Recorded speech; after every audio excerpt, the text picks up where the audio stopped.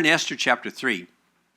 As you turn to that, when I was a younger Christian, not a brand new Christian, but there was a lot of talk about what was called the dovetail effect. How many of you remember that term? Nobody? Golly. Okay. It's going to be a rough crowd. The whole idea, and it was a little bit of the hippie influence in the early days of Calvary Chapel, that everything just dovetails in our life. It all just works together. It's kind of a real loose interpretation of Romans 8:28.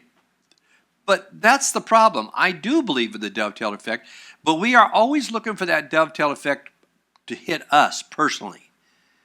But as you see in the book of Esther, the bigger picture is not us. The bigger picture is God's work, God's kingdom. Back in that day, it was God's people. And today it is God's work that he is doing. So sometimes it's not about what wonderful things God can do for you, but what is he trying to accomplish in his kingdom?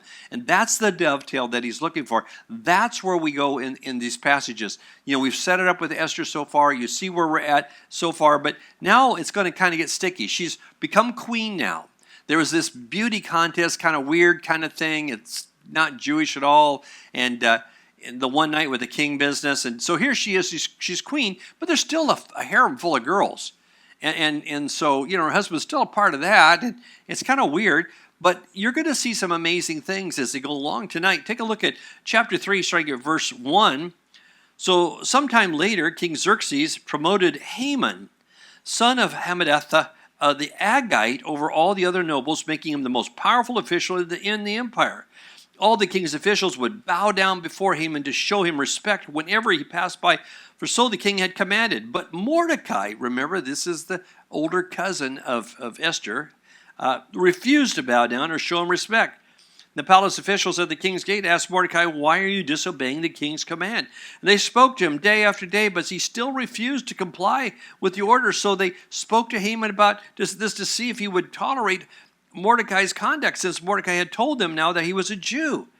When Haman saw that Mordecai would not bow down or show him respect, he was filled with rage. He had learned of Mordecai's nationality, so he decided it was not enough to lay hands on Mordecai alone. Instead, he looked for a way to destroy all the Jews throughout the entire empire of Xerxes. That's no less than 1 million people. So he's mad at one guy, and he's ready to off 1 million people or more. It's a little bit out of control. You maybe know some people that are a little bit that way, but this is to the extreme. Let's kind of put this in. It says here that he is an Agagite, so you understand where this comes from. So he's likely, therefore, a descendant of Agag. That'll ring a bell with you, who was an Amalekite way back in 1 Samuel chapter 15. Now, God had declared war on the Amalekites because when they were in the wilderness, the Amalekites kept picking off the stragglers, the weak, the elderly, that were lagging behind as these people were going across to the promised land under Moses. And so they lagged back and they'd get killed and picked off by these guys. And so God was angry with them. And he said that in Exodus 17 and Deuteronomy 25, that he would blot their names off the earth. Pretty serious. Now, Saul, in earlier days there in Samuel, was commanded to utterly destroy them because of this, but he failed to do so in that same chapter of 1 Samuel. And so it's often said by commentators that the Amalekites represent the flesh. They're just a picture throughout the Bible of the flesh. There's a lot of picturesque things as we kind of go through and we try to point those out. And so Saul was a guy who probably likely thought, well, what damage can it do to let one Amalekite go? What's the big deal? I mean, it's not the whole tribe. I'm just going to let the one guy go. But he was told to not do that, to exterminate him. And because of that, Haman is a result of that same kind of reasoning. We have that same problem with sin. If that's a picture of sin in our life, we have that same attitude. What damage can this one sin that's left in my life? It's not one of the big ones. So what damage can it really be? You might say to yourself, well, I really gave up the big stuff, but I'm just going to hold on to this one thing in my life. It's not a big deal. It's not hurting anybody. You ever said that to yourself? Try saying it to somebody else. It doesn't come out quite as smooth. Say it to your wife or your husband. It won't come out quite so good. Paul says in Galatians 5:24, those who belong to Christ Jesus have nailed the passions and desires of their sinful nature to the cross and have crucified them there. He tells them in Romans 6:11, so also you should consider yourselves to be dead to the power of sin and alive to God through Christ Jesus. The problem is that we follow Paul sometimes when it works for us, when it's convenient, but not always. It's interesting to me that Saul ultimately will be killed by an Amalekite. It's interesting to me. So it says here that we know that Saul was, of that tribe of Benjamin, and Mordecai are also from that tribe of Benjamin. In fact, he's in the direct lineage of Saul and Kish. These Amalekites, who are descendants of Esau and the Jews from Jacob, are old enemies. Now, so as we have this set up in the beginning of this chapter, it says, so therefore King Xerxes had raised this Haman up to be what we would look like as a prime minister, kind of like Joseph was raised up in Egypt. But Mordecai, it's interesting to me also, we learned in the former chapter, had saved the king's life. But he got no recognition, but Haman is elevated, who did nothing. Doesn't seem fair, does it? It is not fair. But the Bible says that we don't get our rewards here. I want to read you just a little piece of this. If you're taking any kind of notes, and you should, it's Psalms 37. Let me read you just a piece of it. It's the Psalm of David. This is a perspective-setting psalm. Don't worry about the wicked or envy those who do wrong, for like the grass, they soon fade away. Like spring flowers, they soon wither. Trust in the Lord and do good, and you will live safely in the land and prosper. Take delight in the Lord, and he will give you the desires of your heart. Donna's life's verse right there. Commit everything you do to the Lord. Trust him, and he will help you. He will make your innocence radiate like the dawn, and the injustice of your cause will shine like the noonday sun. Be still in the presence of the Lord and wait patiently for him to act. Don't worry about evil people who prosper or fret about their wicked schemes. Stop being angry. Turn from your rage. Do not lose your temper. It only leads to harm. For the wicked will be destroyed, but those who trust in the Lord will possess the land. And he goes on. I'm not going to read the rest of it, but you should, if you're struggling in this area, you should read more of that. Psalms 37 is a great perspective setter, as I call it, and so I encourage you to do that. I also look at Haman, and many commentators look at him as a picture or a type of the Antichrist. In 2 Thessalonians 2 and in Revelation 3, it talks about the Antichrist. First of all, Haman was given great authority from the king, and Satan is going to give great authority to the Antichrist. By the way, if we're at the end of the days, if we're at the end of the end times, as we call it, if the Lord's coming back soon, then you understand that the Antichrist has already been born and is probably an adult by now. Think that through for just a minute. You say, well, I wonder who it is. You'll have no clue. He won't be revealed. Not long after the rapture is when he'll be revealed. Secondly, as Haman hated the Jews and tried to destroy them, so the Antichrist is going to usher in this wave of worldwide anti-Semitism. Like we're seeing now. They're riding on our streets. Get ready for a week from Tuesday. And especially if Trump gets in, get ready for the rioting, get ready for the Hamas stuff, and you're going to see some ugly. But we're seeing that already coming, not just here but from the world. Third, also, he's going to pretend to be friendly to Israel and will make a covenant to protect him, but he's going to break down that covenant and oppose those people. And Haman is going to do that. He's going to turn on them slyly. And as Haman was ultimately defeated and judged, so the Antichrist will be conquered by Jesus Christ, and likewise be confined to the lake of fire in a similar way. So God permits for Haman to do what he's doing, for him to rise up in this power, to have this anger, this vengeance, to have the ear of the king, to you're going to see the insidious plan that's going to come out. But God has a purpose. You realize that when Satan pushed and pushed to have Jesus Christ crucified, and all the fake trials at nighttime, and all of the all the false witnesses that came into the crowd, they crucified him for nothing. I always wondered at that. How could it get that ugly, that fast, and that bad? Have you ever thought about that?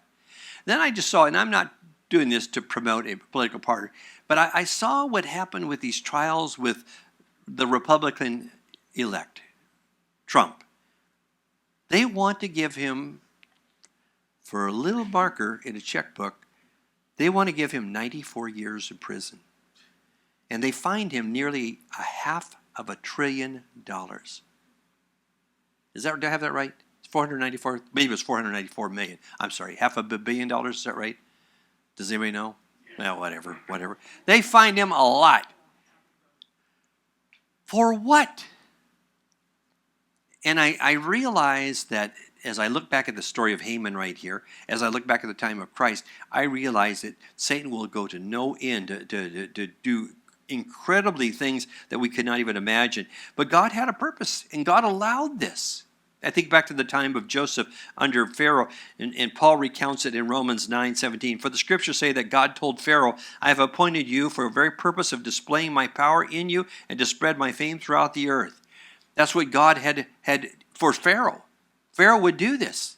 He wouldn't know he was going to do it. And God is going to use in the same way, he is going to use Haman. Haman is going to, he's an evil person, but God's going to use him to solve something wonderful in his life.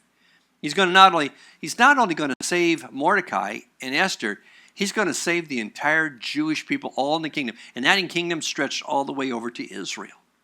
Right? McGee said, the Jew has attended the funeral of every one of the nations that tried to exterminate him. That's no different here. So Mordecai revealed in verse 4 that he's a Jew. Well, now he's mad at all the Jews. And then Haman is angered and so wanting to kill them and to annihilate them. And I thought about that. And throughout history, there's been a concerted effort to destroy God's people. And let's go back. Pharaoh tried to annihilate them in Egypt. Haman tries to annihilate them here in Persia. Herod tried to annihilate them in the days of Christ. Hitler tried to annihilate them in our younger days, back just before I was born. And Hamas and Iran have said the same today, from the river to the sea, to do the same thing today in Israel. So Haman is a small man, but he's got a high office, and Daniel and Joseph used their power wisely, but Haman will not do that. Albert Einstein said, try not to become a man of success. Try not to climb the ladder, but try to become a man of value. Men and women of value earn the recognition they deserve. We have a guy instead here who's out of control. So likely, Haman was surprised to find out that Mordecai was a Jew. But, he just got angry about it. This only triggered this rage that was going on inside of him. And some will say, well, I'm going to pass by that for just a minute. And so they decide what they're going to do. Pick it up here in verse 7 with me. And he says, so the month of April, here's what I like about the NLT, instead of on the 8th month of Nisan and whatnot. On the 6th month of April, during the 12th year of King Xerxes' reign, lots were cast in Haman's presence. And the lots were called Purim, to determine the best day and month to take action. And the day they selected was March 7th, nearly a year later. Now, so he sets things in motion right here. Haman and some astrologers decided to throw these dice, so to speak, if that's what you want to call them.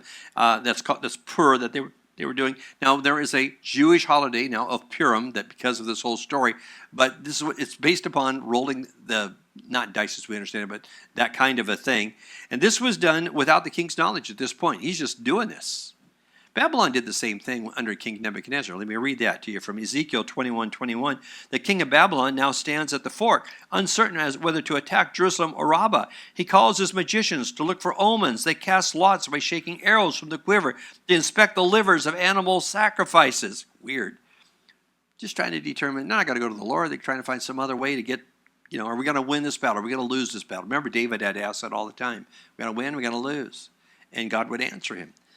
Haman's treachery, though, now it goes to dealing with the king. Verse 8, the Haman approached King Xerxes and said, there's a certain race of people scattered throughout the provinces of your empire who keep themselves separate from everyone. Their laws are different from those or of any other people. They refuse to obey the laws of the king. So it is not in the king's interest to let them live. Now, he doesn't mention them by name here. So there's people here, they keep different laws. It's not in your interest to let these people live. He doesn't mention how many there are. He doesn't say this is a group of 25,000. He doesn't mention that it's the Jews. Now, he doesn't, and of course, right now, Esther has not made known that she's a Jew. And so he says, they should not live probably. If it pleases the king, issue a decree that they be destroyed. And I will give 10,000 large sacks of silver to the government administrators to be deposited in the royal treasury. That's a lot of money. That could be $30 million. I don't know where Haman got that kind of money, or I have no idea. But it's a good deal, really. You'll see here in a minute. And so the king agreed and confirmed his decision by removing a signet ring from his finger and giving it to Haman, the son of Hammedatha the Agagite, and the enemy of the Jews. And the king said, the money and the people are both yours to do with it as you see fit. So, on April 17th, the king's secretaries were summoned. A decree was written exactly as Haman dictated. It was sent to the highest elders of the king, the governors, the respective provinces, the nobles of each province, and blah, blah, blah. It was written in the name of King Xerxes. It was signed with the seal, the ring. So, as it goes out here, they were sent everywhere to all the Jews, young and old, including women and children, must be killed and slaughtered and annihilated in a single day. This was scheduled to happen on March 7th. Of the next year. And the property of the Jews would be given to those who killed them. That's the key right there. It isn't just about killing them. There's a way to get money out of this. It's just he wants to do this because he's lying to the king. Therefore, he's again a picture of Satan who's a liar. Jesus said that Satan is always a liar. He's the father of all lies. His vague description without mentioning the term Jews is given right here, but it's misleading. And Mordecai, not all the Jews had disobeyed the Persian law, but he's going to have them all killed for this. Now, the clincher is, he says, he offers up this 10,000 talents of silver. That's a lot of money. So where does he get that kind of money? How can he get that money back? How can he give up that kind of cash? Well, I was reading about it. The Holocaust was not only the greatest murder, but it's also the greatest theft in the history of mankind. It is estimated that Jewish losses in today's present value exceeded $230 billion. So $30 million to get back $230 billion is a great investment by taking everything that they had. And so it begins. They did this. They did it with the signature of the king. It's in the laws of the Medes and Persians. It cannot be reversed now. We know that from the scriptures, the way that they did their things. Order goes out to all 127,000 provinces, and the city is perplexed and confused, it says in verse 15, because of it. And Haman is totally apathetic toward the plight of the Jews or anything. And look at the way they end this chapter. So it was written, it says here, and then at the very last verse, at the king's command, the decree went out by swift messengers, and it was proclaimed in the fortress of Susa. And then the king and Haman sat down and had a drink. The city fell into confusion. Isn't drinking what started the whole problem back in chapter 1? That's how casual this whole thing was. The king had no idea what he had signed off at this point. He had no idea that he was endangering his wife. He had no idea whatsoever. But the thing about it is, God is not put off by this stuff. God knows what's going on. There's a lot of reasons. I was going to talk to you about revenge, but I'm not going to do it right now. But the key comes up to the key verse in the whole book, in verse 14 here of chapter 4. But as it builds up, we find that everything changes. Look at verse 1 of chapter 4. When Mordecai learned about all that had been done, he tore his clothes and put on burlap and ashes and went out into the city, crying with a loud voice and with a bitter wail. Then he went as far as the gate of the palace, for no one was allowed to enter the palace while wearing clothing of mourning. And as the news of the king's decree reached all the provinces, there was a great mourning among all the Jews, and they fasted, and they wept, and they wailed, and many of the people lay down in burlap and ashes. When the queen's maids, Esther's maids when the queen, Esther's maids, and eunuchs came out and told her about Mordecai, she was deeply distressed. She sent clothing to replace the burlap, but he refused it. Then Esther sent for Haggath, one of the king's eunuchs, who had been appointed as her attendant, and she ordered him to go to Mordecai and find out what was troubling him, why he was in mourning. So he went out to Mordecai in the square of the front of the palace of the gate, and Mordecai told him the whole story, including the exact amount of money Haman had promised to pay the royal treasury for the destruction of the Jews. Moreover, Mordecai gave Hatsheth a copy of the decree issued in Susa that called for the death of all Jews, and he asked for Hatsheth to show it to Esther and to explain the situation to her. And he also asked Hatsheth to direct her to go to the king to beg for mercy and plead for her people. So Hatsheth returned to Esther with Mordecai's message. Let's stop there for just a minute. So picking up what's going on here. So, 17 years earlier, the Jews could have gone home. They could have gone back to Israel. This whole thing could have been averted, but it wasn't. They didn't do it. Why? Because they probably prospered there. Just like, the Jews that were hesitant to leave Austria and Poland, they had great riches and great things that they had achieved and acquired. They didn't want to leave it. But they did. They had to. And if they didn't, they were taken up, and so many of them were killed. 6 million of them were killed. But God is not thwarted. This is the point where people say, they're wringing their hands saying, what's going to happen to us? How's God going to solve this problem? How's God going to, it's been written in the laws of the Medes and Persians, a lot of people in power made this decision. How is anything good going to happen here? Let me read this to you from Isaiah 49:15. Can God forget you? Never. Can a mother forget her nursing child? Can she feel no love for the child that she has born? But even if that were possible, I would not forget you, God is saying to his people. See, I have written you on the palms of my hands. Always in my mind, a picture of Jerusalem walls in ruins. God has written you on the palms of his hands. It's figurative language. Is there not a mark on the palms of his hands? How could I ever forget you? God will never forget you. If you're thinking that today, you think, where's God? I talked with somebody just 2 days ago, and they said, I'm so mad. Where's God? I don't understand. Why has God done this? We talked with somebody Sunday night who said the same thing. I'm so mad at God. Why has God? They lost their child. Why has God allowed this? You know, I want you to understand something. God has not lost sight of you or forgotten you. God has a great purpose. He's not done with you. If you're still breathing, he's not done with you. There's a purpose to and I think maybe one of the things I really like to see us get to is the point of understanding, verse 14, that it's not just for Esther, because she comes to the realization that perhaps, as Mordecai says, she was born for such a time as this. Pastor Chuck believed that firmly for every believer, and so do I. You're not here by accident. I wrote something about that. I want to hopefully get to it here in a moment, but God will never forget you. In the first 3 verses that we read there was mourning, and there was fasting, and there was weeping, but it doesn't mention anything about praying. I believe that they had come to the point where praying wasn't a big part of their life, that they had kind of lost sight of it. Remember, they had no temples or synagogues. They weren't allowed to have those kind of things, so they didn't have it. And this is the result of not praying. They were now unable to. All they could do was weep in bitterness and say, why? They were physically out of shape, but they were spiritually out of shape, even more so. Mordecai did not want to cover up. The solution that was needed was not evident yet. Verse 4. So the verses that we read after that, we see her response. Take a look at it one more time with me. We're going back to verse somewhere. Then it says here in verse 10, and Esther told Hasheth to go back and relay this message to Mordecai. All the king's officials and even the people in the provinces know that anyone who appears before the king in his inner court without being invited is doomed to die unless the king holds out his golden scepter, and the king has not called for me to come for 30 days. So Hathach gave Esther's message to Mordecai.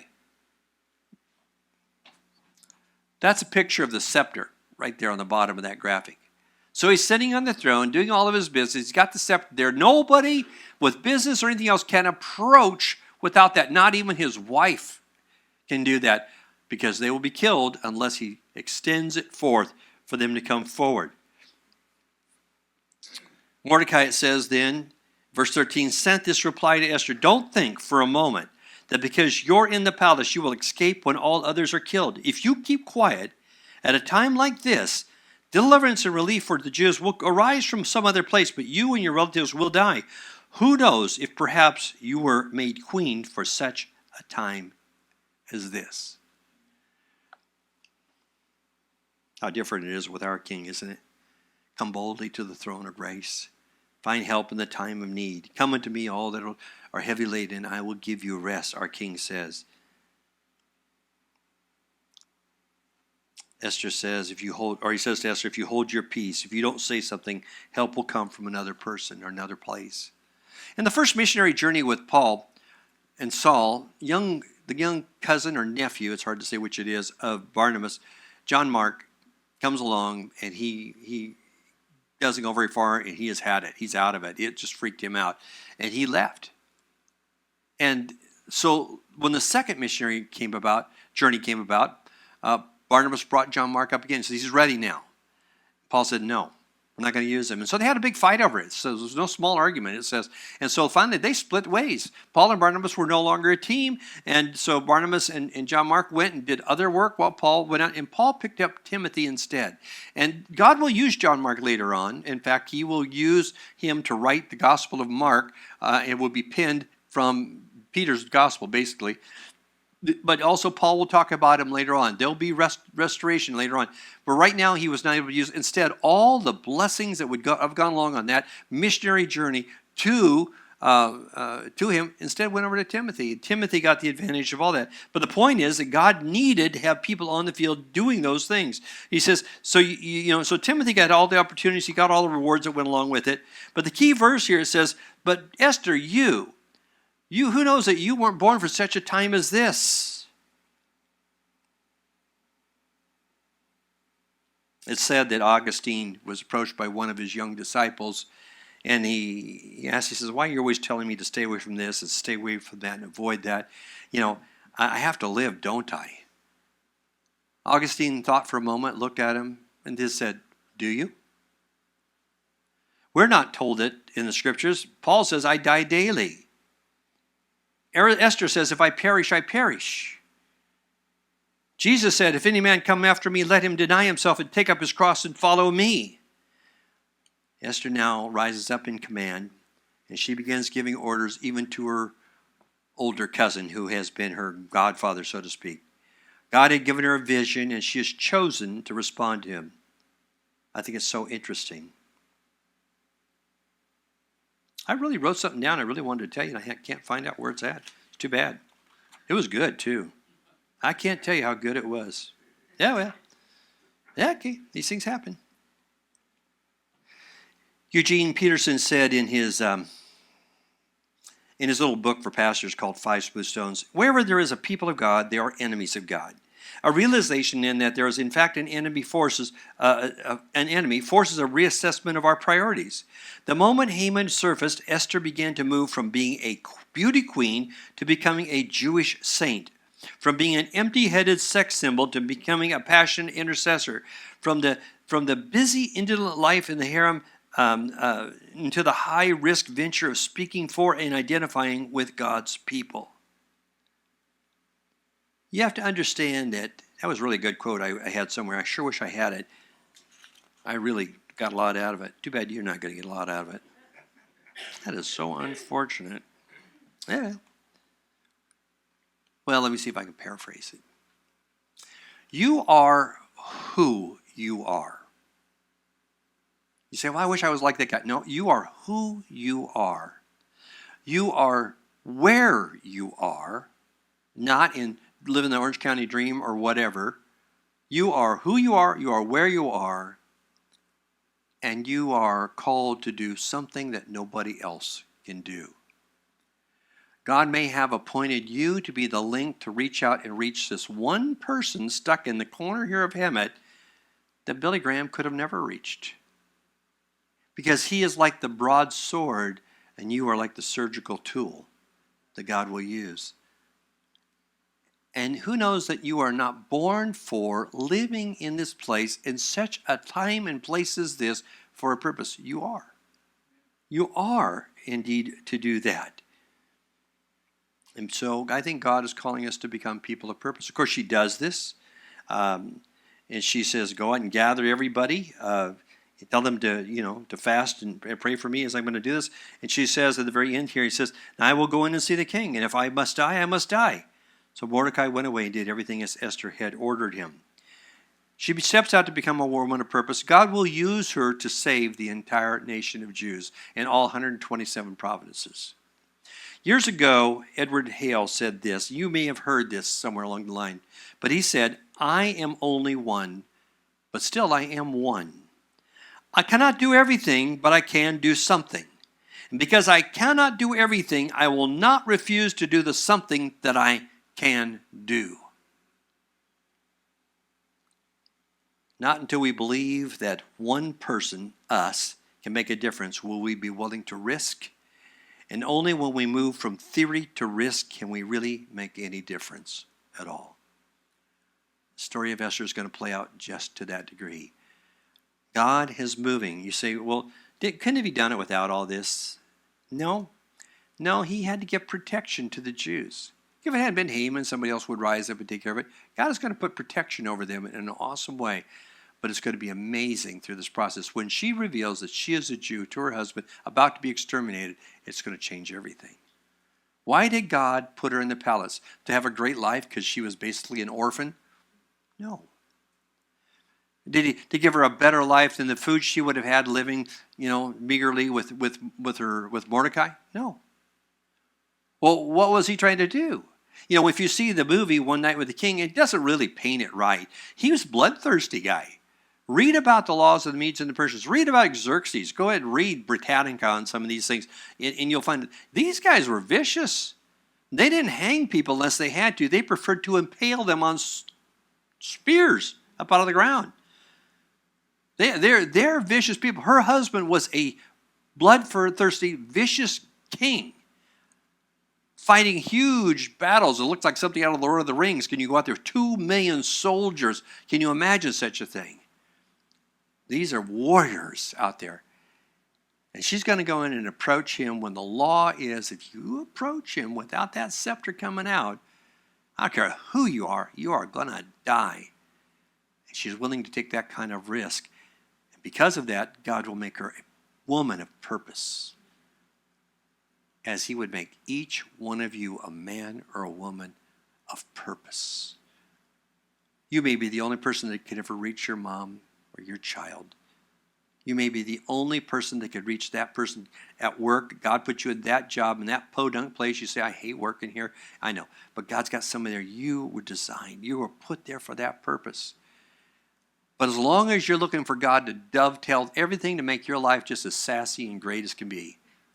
Maybe Amy Grant used to have an old song, Fat Baby. It was about Christians who just, hey, gimme, just get fat. They don't do anything. And we get away from that point to where we're saying, God, whatever it takes, use me. I remember the story, and if you saw the movie The End of the Spear, you saw a portion of that, but I was at a pastor's conference, and it was interesting because, well, I should tell you, how many of you have seen End of the Spear about Jim Elliot, the missionary? It's a great movie. Oh, you haven't seen it? We should show that. Mark that one down. We need to show that movie. So he goes out on the mission field, very young. They go out with some other missionary couples out there. He wasn't out there very long at all. He gets killed by these Indians. That's amazing. I mean, he didn't live. Elizabeth Elliot went on and wrote many books afterwards, but he's out there, and you say, well, what good did that do? I was at a pastor's conference. We were there many years ago, in Calvary Chapel, Costa Mesa. The guy who killed him from that tribe, where most of those people wound up getting saved through all of that, was speaking at that conference that I was at. Jim Elliot was gladly willing to give his life to reach those people. Therefore, he gave his life, and those people were reached. Good young guy. He was young, in his 20s. It just takes you being ready to risk to become a person of importance in God's kingdom, a person of integrity in God's kingdom, and a person who realizes, I'm going to quit whining because I was put here for this. I'm going to quit whining about this household. The kids are driving me nuts. God made me the dad or the mom in this household. I'm going to quit whining about my job because God put me here for some reason. I'm going to find out what it is and accomplish it. When you do that, then things will dovetail in God's kingdom as he so desires, and the providence of God. You say, well, what if I don't do that? Then help will come from another quarter, Mordecai says. If God is faithful. If we are unfaithful, God remains faithful, Paul says, for he cannot deny himself. He will get it done. And if you won't do it, he's so loving, he'll gently just move you aside, and he'll get somebody else to do that job instead. All right. Thank you, Lord, for letting us come together. I pray, Lord, you speak to our hearts. Lord, if a lot of us have been whining in life about what we don't have, help us to stop for just a minute and realize, well, we've got exactly what you've equipped us with. You have prepared us. If we're wondering about our life, why are we here? What's going on? Lord, that you have a purpose for it. Maybe you're still trying to clean the cobwebs out of our life so you can use this. I don't know. But Lord, you just call us, you say it is just the requirement for us as stewards is to be found faithful. To be found faithful in our post. To stand ready. And if necessary, like Esther, to risk our life to do your will. To accomplish your project. We pray in Jesus' name.